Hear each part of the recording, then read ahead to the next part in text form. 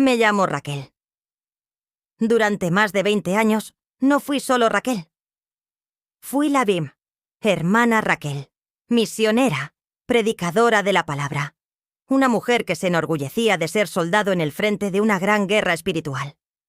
Mi Biblia era mi espada, y mi doctrina, mi armadura. Y mi campo de batalla, mi enemigo más acérrimo, era la fe de quienes me rodeaban, la devoción a los santos de la Iglesia Católica. No nací con este fervor. Crecí en un hogar supuestamente católico, con imágenes polvorientas en los estantes que no significaban nada para mí. Mi conversión, en la adolescencia, fue un acontecimiento explosivo, un fuego que consumió toda mi antigua vida. En la nueva iglesia encontré un propósito, una claridad adictiva. El mundo era simple. Era Dios contra el diablo, la luz contra las tinieblas, la pura verdad del Evangelio contra las tradiciones humanas que, según me habían enseñado, eran abominaciones a los ojos del Señor. Y no había mayor abominación para mí que la idolatría. Me especialicé en este tema. Devoraba libros, estudiaba los versículos que condenaban a los ídolos de madera y piedra, y me convertí en un experto en desenmascarar lo que llamaba el panteón demoníaco de Roma.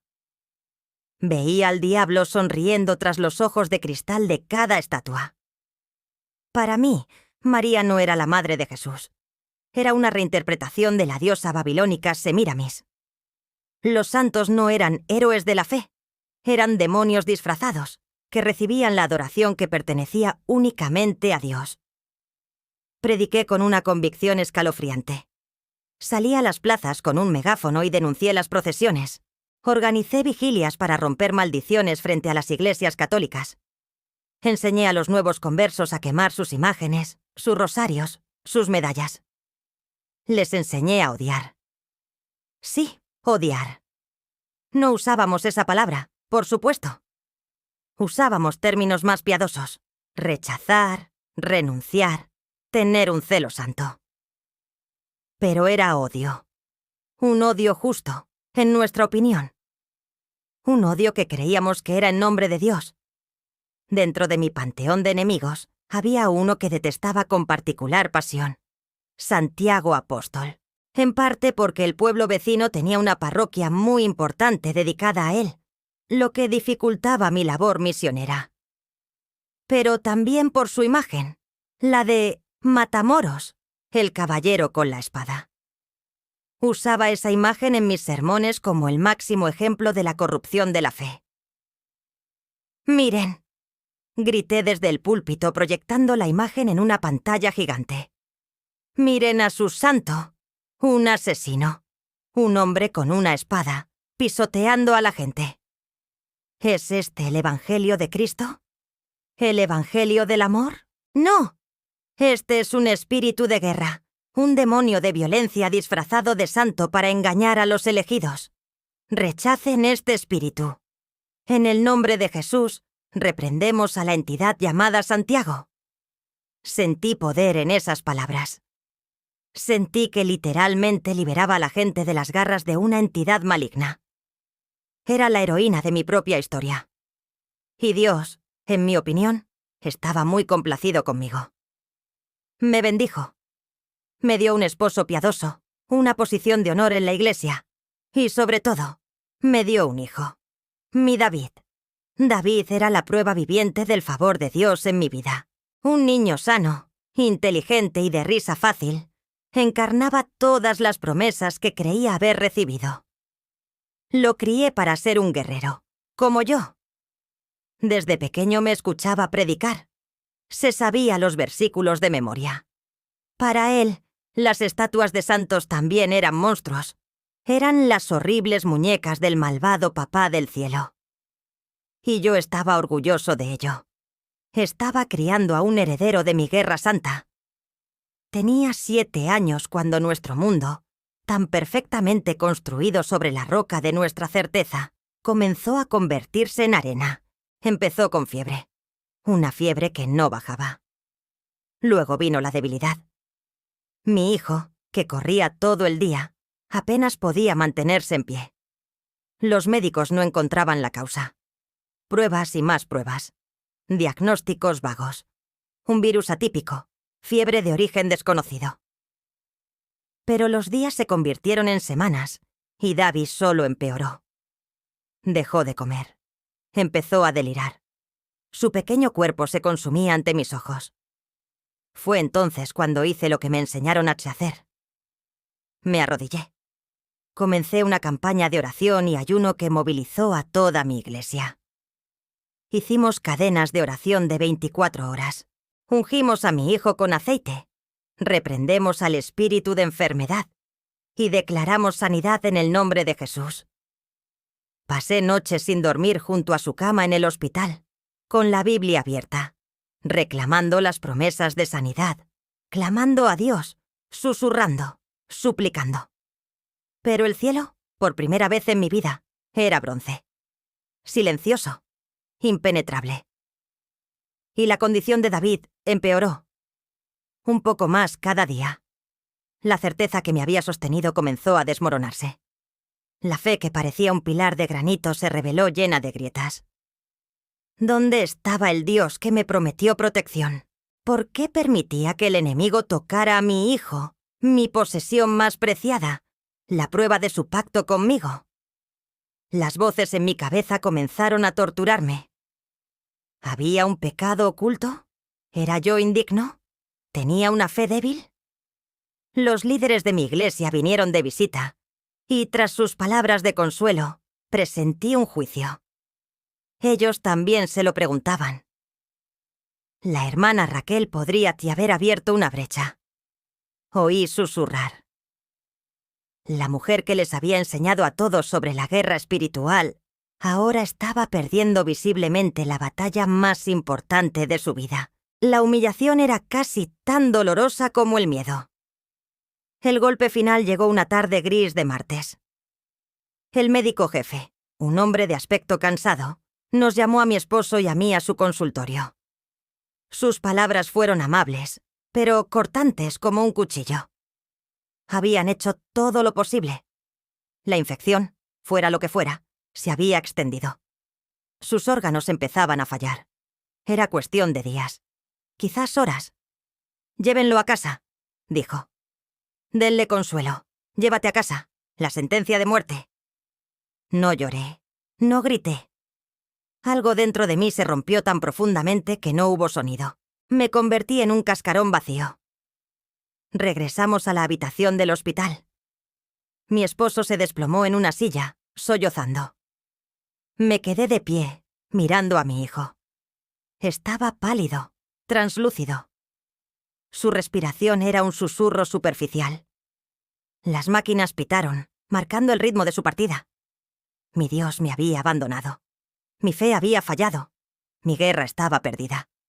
El enemigo, después de todo, había ganado. Esa noche estuve sola con él. Mi esposo se había ido a casa a preparar todo para el final. Las enfermeras iban y venían, con una compasión que solo me irritaba. Alrededor de las 3 de la mañana, en el profundo silencio del hospital, la desesperación alcanzó un nivel que nunca había conocido. Ya no era dolor, era un vacío, un agujero negro en mi alma. No tenía más oraciones. Me había quedado sin palabras. Estaba sentado en un sillón, con la mirada perdida, cuando mi vista se posó en la mesita de noche de una cama vacía cercana. Alguien que había recibido el alta había dejado un pequeño objeto, una estampa de cartón, doblada y desgastada por el uso. Por puro reflejo, un reflejo que no pude explicar, me levanté y la recogí. Le di la vuelta al santito, y mi corazón se paró. Era él, el caballero del caballo blanco, la espada en alto, el hombre al que llamé demonio, espíritu de violencia, ídolo pagano. Santiago. Miré esa imagen, y por primera vez no vi a un guerrero asesino. Vi algo más. Vi a un hombre en un camino, un peregrino. Vi una intensidad en su mirada que no era de odio, sino de propósito. Y de repente, mis propias palabras dichas con tanto desprecio, volvieron para atormentarme. ¿Tiene el poder de hacer algo? Pídele a esta escayola que te sane. Allí, en el fondo del abismo, sin Dios, sin fe, sin esperanza, hice lo único que me quedaba. Me humillé ante mi mayor enemigo. Me arrodillé allí mismo, en el frío suelo del hospital, agarrando ese trozo de papel como un ancla. Las lágrimas que antes no habían brotado, ahora brotaron. Un torrente de dolor, de fracaso, de rendición. Y oré. Pero no era la oración de un misionero. Era el balbuceo de un alma en ruinas. «Mira», comencé con la voz ronca, «no sé quién eres. Me he pasado la vida odiándote. He enseñado a cientos de personas a maldecirte. Te he llamado demonio. He quemado tu imagen. Te he humillado. Y ahora no me queda nada». Miré a mi hijo, muriendo en la cama. Si eres real, si sirves al mismo Dios al que yo serví, y que ahora ha guardado silencio conmigo, si tienes algún poder, alguna misericordia donde estás, por favor, la palabra salió de mi garganta. Por favor, salva a mi hijo. No tengo nada que ofrecerte. Mi vida ha terminado, pero si lo salvas, juro que se lo diré a todos. Les diré que me equivoqué. Les diré que tu poder, el poder de Dios a través de ti, lo salvó. Fue un pacto hecho en la más profunda oscuridad. Una apuesta final de un alma rota. Me quedé allí, de rodillas, no sé cuánto tiempo. Agotado. Vacío. Cuando por fin me levanté, algo había cambiado en la habitación. Uno de los monitores, que había estado pitando a un ritmo frenético e irregular, había cambiado de tono. Era más lento, más estable. Me acerqué a la cama y lo vi. Una pequeña gota de sudor en la frente de mi hijo. La fiebre que lo había consumido durante semanas. La fiebre estaba bajando. Llamé a la enfermera. Vino, miró los monitores y tocó a mi hijo. Su rostro era de pura incredulidad. Llamó al médico de guardia. En media hora la habitación estaba llena de gente. Nadie entendía. La fiebre bajó por completo. Su presión arterial se estabilizó. Y entonces, el mayor milagro. David abrió los ojos y me miró. No con la mirada vacía y delirante de las últimas semanas, sino con claridad. Y dijo una sola palabra: mamá. En los días siguientes, la recuperación de David fue algo que el equipo médico calificó como sin precedentes en la literatura médica. Una remisión espontánea y completa. No tenían explicación. Pero yo sí. Sabía lo que había sucedido esa mañana. Había hecho una promesa. Volver a mi antigua vida era imposible. ¿Cómo podía subirme a un púlpito y predicar el mismo odio? ¿Cómo podía mirar a los ojos a mis compañeros de iglesia y decirles lo que había hecho? Pero tenía que cumplir mi promesa.